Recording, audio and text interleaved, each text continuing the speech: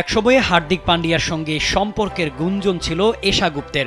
মাসখানেক নাকি তাদের সম্পর্কও ছিল। সম্প্রতি এক সাক্ষাৎকারে সেই কথা স্বীকার করেছেন এই অভিনেত্রী। তবে সম্পর্ক শেষ হওয়ার পরে হার্দিক পান্ডিয়াকে তুলুধুনু করতেও ছাড়েননি এশা।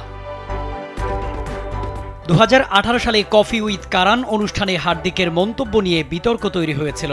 একাধিক মহিলার সঙ্গে যৌন সংসর্গের কথা ফলাও করে বলেছিলেন এই ভারতীয় ক্রিকেটার। মহিলাদের অপমান করার অভিযোগ উঠেছিল হার্দিকের বিরুদ্ধে, এমনকি পেয়েছিলেন নারী বিদ্বেষী তকমা। এই সময়ে হার্দিককে এক হাত নিয়েছিলেন এশাও। একই সাথে মহিলারাই শ্রেষ্ঠ দাবি করেছিলেন এই অভিনেত্রী। এক অনুষ্ঠানে এই প্রসঙ্গে তাকে প্রশ্ন করা হলে অভিনেত্রী বলেছিলেন, প্রথমত পুরুষদের সঙ্গে মহিলাদের নিজেদের তুলনা করা বন্ধ করা উচিত। আমরা সব দিক থেকে শ্রেষ্ঠ, কারো মনে আঘাত লাগুক সেটা চাই না। কিন্তু তাকে বলবো, আপনি সন্তানের জন্ম দিচ্ছেন না কেন? প্রতি মাসের 5টা দিন ঋতুস্রাব হয়, সেই সময়ও আমাদের নাচতে হয়, অফিস যেতে হয়, সন্তানদের খেয়াল রাখতে হয়। এগুলো যেদিন করতে পারবেন সেই দিন নিজেকে উন্নততর মনে করবেন।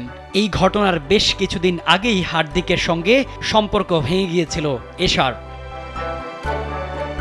সম্প্রতি সাক্ষাৎকারে হার্দিকের সঙ্গে প্রেমের বিষয়ে এশা বলেছেন, হ্যাঁ, কয়েক মাস আমরা কথাবার্তা বলেছি, ভেবেছিলাম কিছু হলেও হতে পারে, কিন্তু তেমন কিছু হওয়ার আগেই সম্পর্কটা ভেঙে যায়।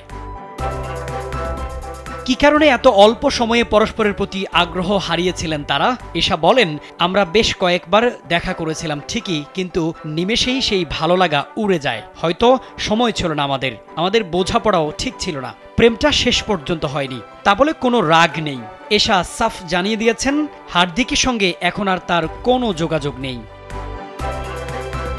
এ কে এম শামীম খান, কালবেলা।